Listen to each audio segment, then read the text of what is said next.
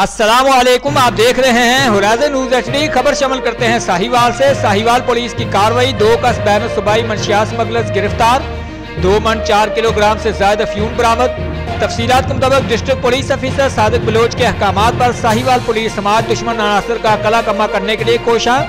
CIA staff के sub inspector Mudassar Ghaffar, SHO थाना Free Town Asif Sarwar, Waqas Ahmed SI ने मुलजम मकसूद अहमद वल्द शरीफ सकना सादिक टाउन बूढ़ेवाला से 90 पैकेट्स में मौजूद 72 किलोग्राम से ज्यादा अफ्यूम बरामद करके थाना फ्री टाउन में मुकदमा दर्ज कर लिया।